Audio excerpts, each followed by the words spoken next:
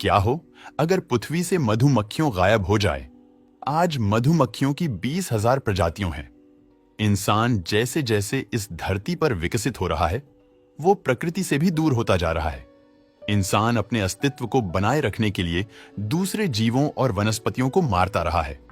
और यही वजह है कि आज प्रकृति में मौजूद दूसरे जीव जंतु, प्राणी, वनस्पतियां, ये सब हमसे लगातार दूर होते जा रहे हैं।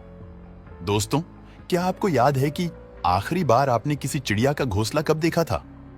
कब आपने रात में टिमटिमाते जुगनू देखे थे? और कब आपने मधुमक्खी का घोंसला देखा था? कहीं ये सब प्रकृति की वो घड़ियां है जो ये बता रही है कि हम और हमारा पर्यावरण कितना खतरे में है।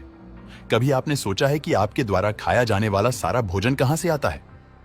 दोस्तों, धरती पर मौजूद 90% खाद्य वस्तुओं का उत्पादन करने में मधुमक्खियों का बहुत बड़ा योगदान है।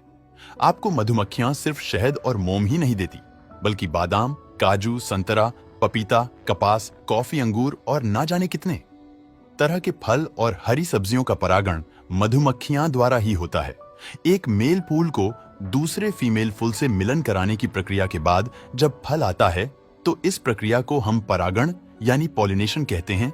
और प्रकृति में परागण मुख्य रूप से मधुमक्खी और कुछ कीटों द्वारा ही किया जाता है, जबकि गेहूं, मक्के और चावल का परागण हवा द्वारा होता है। सीधे तौर पर देखा जाए तो मधुमक्खियों के मरने से 100 में से 70 फसल तो सीधे तौर पर नष्ट हो जाएंगी।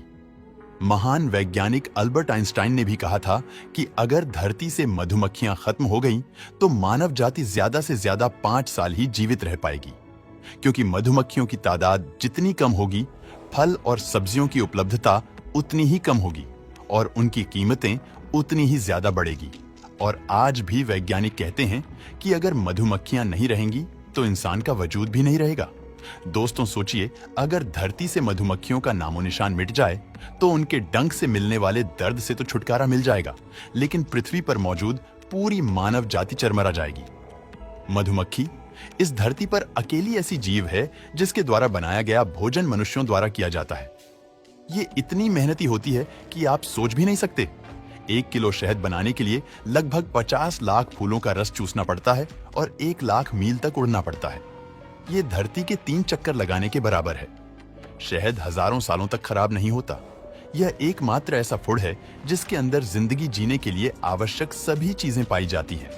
लेकिन फिर भी कृषि में ज्यादा उत्पादन और बेहतर आमदनी के लिए कीटनाशकों का जमकर उपयोग बढ़ा है, जबकि हम सब ये जानते हैं कि कीटनाशकों को ज्यादा उपयोग पर्यावरण और हमारे लिए कितना खतरनाक है।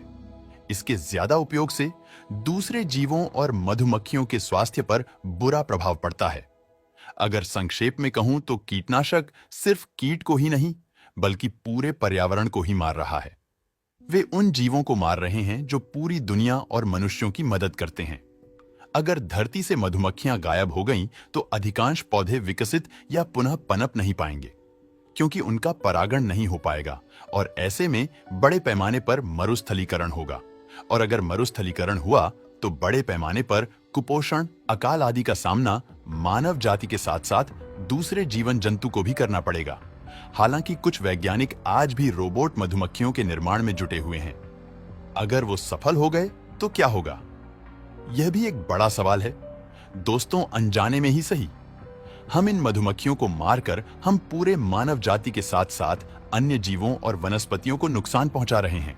भले ही इसके बदलाव हमें आज नजर नहीं आ रहे, लेकिन आने वाले कुछ सालों में यह साफ दिखाई देंगे। दोस्तों, हमारा ग्रह, उस पर पनपती अनेकों जीव और वनस्पतियों के स्वास्थ्य पर निर्भर करता है।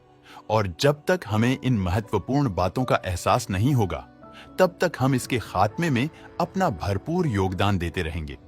अगर हमने आज अपनी आंखें नहीं खोली, तो शायद एक दिन ये प्रकृति अपनी आंखें बंद कर लेगी। दुनिया भर में मधुमक्खियों पर कई शोध और अध्ययन किए जा चुके हैं। ज्यादातर सभी ने मधुमक्खियों के अस्तित्व को खतरे में बताया है। ऐसे में मधुमक्खियों उसका गायब होना बड़े बदलाव का कारण बन सकता है। दोस्तों, वीडियो पसंद आया हो तो लाइक और शेयर जरूर करना।